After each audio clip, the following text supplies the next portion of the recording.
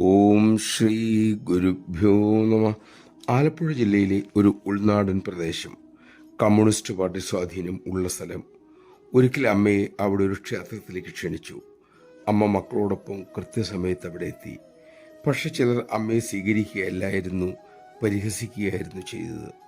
ക്ഷണിച്ചവർ പോലും സ്വീകരിക്കാൻ വന്നില്ല. ബുദ്ധിജീവികളെന്ന് അഭിമാനിക്കുന്ന കുറച്ച് യുവാക്കൾ ബഹളം വെച്ചു. അമ്മയുടെ മക്കൾക്ക് അത് സഹിച്ചില്ല.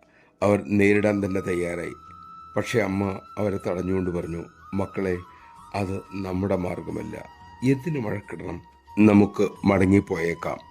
അങ്ങനെ അമ്മയും സംഘവും മടങ്ങി. കടത്ത് കടന്ന് ആശ്രമത്തിൽ ചെല്ലുമ്പോൾ അസാധാരണമായി വലിയൊരു കൂട്ടം ഭക്തജനങ്ങൾ അമ്മയെ കാത്തു നിൽക്കുന്നു. ഒരിടത്ത് തിരസ്കാരം, മറ്റൊരിടത്ത് സ്വീകരണം. രണ്ടും ഒരേ രീതിയിൽ സ്വീകരിച്ച് വിശ്വജനനി നമഃശിവായ. ഗീതയിലെ സ്ഥിതപ്രജ്ഞന്റെ മൂർത്തിമത് ഭാവമാണ് അമ്മ.